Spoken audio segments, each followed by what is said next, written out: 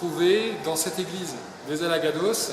Je suis arrivé il y a 2 semaines maintenant, 2 semaines qui ont été très riches et très très denses. Alors je voudrais profiter de ce petit moment de répit que j'ai avant la célébration de Noël pour vous donner quelques nouvelles de ces 2 semaines.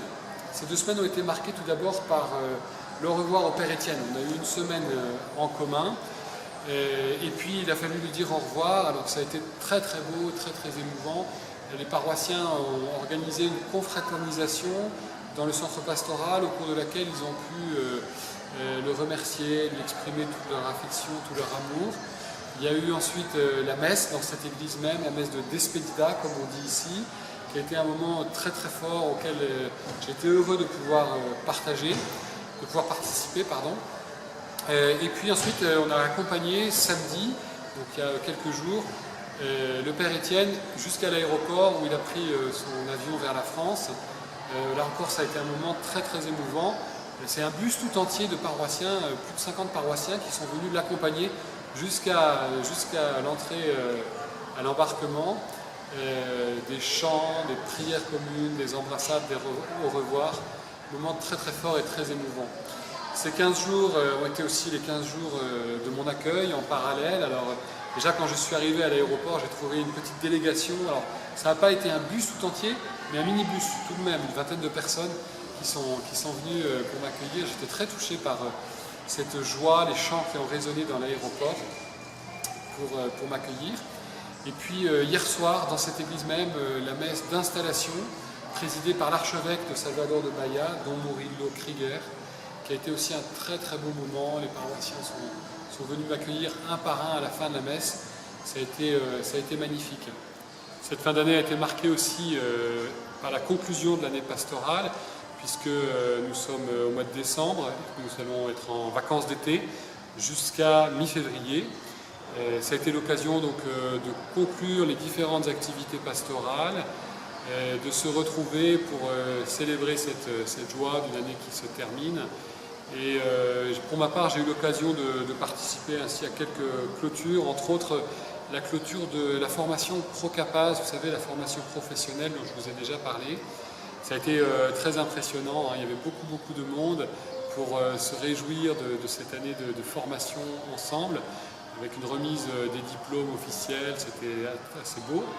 Et puis il y a eu aussi des événements culturels pour préparer la fête de Noël. Alors j'en relève 2, en particulier un concert de musique classique qui a eu lieu dans cette église même, qui nous a été offert par l'orchestre symphonique de Salvador de Bahia. C'était très très beau de pouvoir participer à ce concert de belle musique classique dans un quartier où c'est plutôt le bruit qui règne, et les paroissiens ne se sont pas trompés, ils sont venus très très nombreux. Ils ont bien profité de cette musique classique et nous espérons bien pouvoir recommencer ce genre d'expérience. Autre événement, ça a été un spectacle de Noël offert par la communauté Shalom, qui est une communauté nouvelle très importante au Brésil, très nombreuse, avec qui nous avons des liens assez réguliers ici à la paroisse. Donc ils sont venus nous faire cette amitié, nous offrir ce spectacle très très beau, qui nous a bien préparé à la fête de Noël. Ça a eu lieu à l'espace culturel qui se trouve en contrebas de la colline. Il y a eu aussi le spectacle organisé par la police militaire locale. Ça c'est une mutation de la politique de la police qui essaye d'être de moins en moins répressive et de plus en plus une police de proximité avec le quartier. Je sais que c'est aussi un souhait de la police en France. Alors ici les enjeux sont encore un petit peu plus forts. Ceux qui connaissent l'histoire du quartier le savent. Donc spectacle de Noël avec des paroissiens dans la rue, c'était un bon moment auquel j'ai eu la joie de participer. Alors la laïcité ne se vit pas tout à fait de la même manière au Brésil ou en France, puisque là donc le commandant de police m'a accueilli officiellement.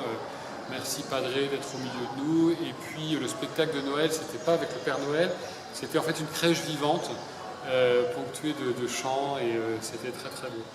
Voilà, donc tout se passe pour le mieux. Je suis très heureux d'être arrivé ici, de goûter la chaleur des Alagados, non seulement par la météo, mais surtout dans les relations humaines.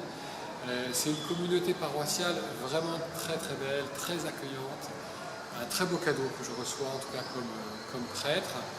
Et voilà, je vous remercie de votre soutien à distance, par la prière, votre soutien financier aussi. Vous êtes déjà un certain nombre à avoir fait des promesses de dons.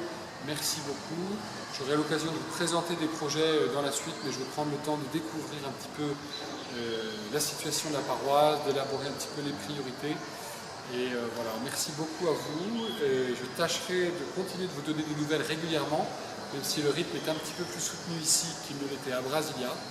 En tout cas, ce lien est important pour moi. Merci, à très bientôt et bonne fête de Noël à chacun.